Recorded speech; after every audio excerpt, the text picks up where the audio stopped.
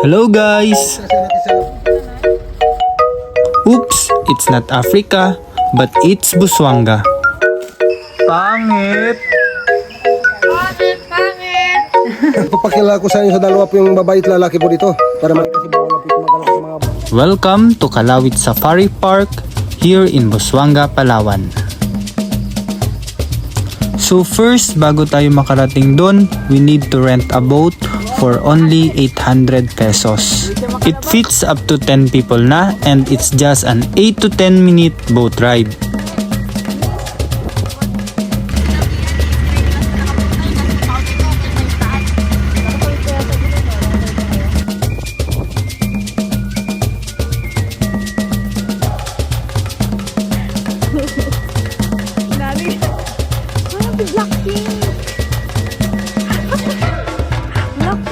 So here we are na, but don't forget to pay 500 pesos for entrance fee.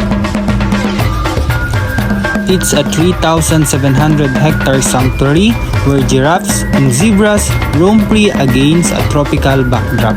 You have to see it to believe it. Let's go! Pangalawang grupo na yan. Kasi may mga po unang grupo lumating po. Paikot-ikot lang po sila, no? Yan ng giraffe natin, ang sibra naman natin, ito yung kayo natin. Pero pag sa distansya natin sa labas sa giraffe, pag sa labas tayo. Yun yung sakit na yung pangatlo, yan. Yung adult na po, para kung adult tayo, makikita mo yung malayo sa batok. Medyo maka na po, maiikling na po. Yung adult na po yan. Hindi sila naghiwa-hiwat. Ngayon sir, pagkatapos natin sa giraffe po tayo, magpapakain po tayo sa giraffe ng dahon po. Kasi naman, bukay na po tayo. Here you can actually hand feed the giraffes with fresh leaves provided by the rangers.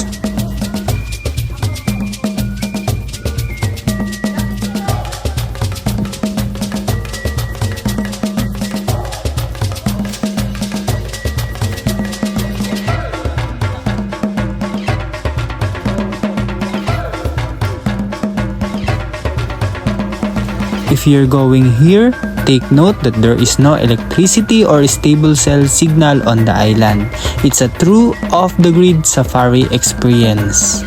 And please bring sunscreen and plenty of water as the savannah gets very hot. Nag-aaway pa yan pag ganyan.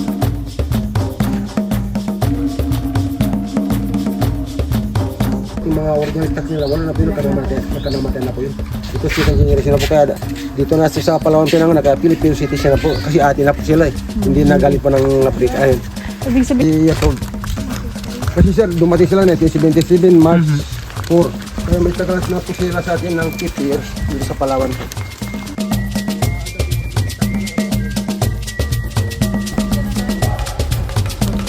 While the giraffe and zebras are the stars here, it is a sanctuary for many other animals, especially rare species that are endemic.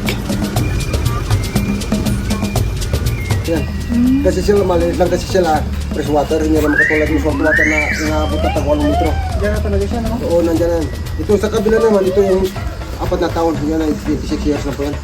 Ang pagkanya po yung malaki niyan, sa isang buwan, minsan lang kumain, 5 kilo isda at 3 kilo karne. Once a month na po yun. Ay, hindi rin po sila araw-araw. Hindi ko ma'am, isang buwan ng Hindi sila mag-digest.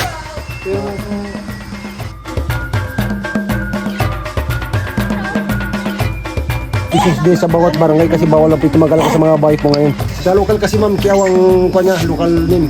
Sa English naman, mahina po. Ay, Anong pangalan mo? Sino pangalan? Pangit! Ay, pangit! Ubo rin siya sir eh. Kung nang narinig niya sa tao, ubo rin yan. Kanta ka, kanta! Sing! pangit. Sino ang pangit? Pangit! Pangit. Ang pagkanya po siya sa mga, miss lang kumain pero live chicken na. Hindi mang manok na buhay. Ayaw niyang patay. Ang gusto niyang buhay siya pong papatay. Gusto niya po yung matay na ibig. Lilingkisin niya po yun sir. Lilingkisin niya po yun eh. Walang kamandag yan. Basta siya nalilingkis lang. Doon na strength yung mga muscles. Oh, ganyan yun? Malay. Ma'am, ipapakilala ko sa inyo sa dalawa po yung babae at lalaki po dito para malalaman po niyo. Ito ma'am yung pulatan dibdib at may ikling buntot, ito po yung babae. Itong may curve at mababa yung buntot, ito po yung lalaki. Lalaki. Pag nag-mimit ma'am sila sa tubig, ang lagyan nila patong. ganyan. Kaya yung lalaki may design na curve sa dibdib para magkapatong sa likod ng babae po. Ang hirap naman kasi sir masilan pag nanganak, tatawag talaga sa gubat na siya lang mag-isa. Kasi brama natin, kahit maraming tao, basta oras manganak siya sa karamihan tao, kahit basta ang oras, basta manganak talaga hindi yan. Kaya lang namin, palagi na Wala pong ano dito yung case na nagkaroon ng albino o wala. na ibang kulay yung naging anak. Hybrid, parang gano'n. Wala naman. Dito, Normal sir, lahat. Dito sir, may mo kami sa nadirap na kasi ito sila, nagkaroon na po sila ng breeding. Dati kasi mga original stock nila, mas malalaki dyan. Kasi sila kung nagkasawa namin, yan ang anak nadirap, putol sila ang buntot. Ibig sabihin, inbreeding na po yan. Yan po yan. Nabuhay po siya. Walang buntot sir, ganito lang kabay. Pero nabuhay. Nabuhay siya. Tapos nagkaroon sakit na matay din. Walang taon na po namatay. Yun ang inbreeding na po yun kasi walang buntot yan, putol po yun. Meron po ba dito kumuha na ng zebra tapos inano sa mga zoo? Parang wala pa naman. So dito lang. Bawal din. Oo. So that's it. From feeding giraffes to meeting the rare Calamian deer. Today was an absolute wild ride from start to finish. If you want a break from the beaches and a dose of adventure, make sure Kalawit Safari Park is at the top of your Coron bucket list. So that's all. See you guys on the next one.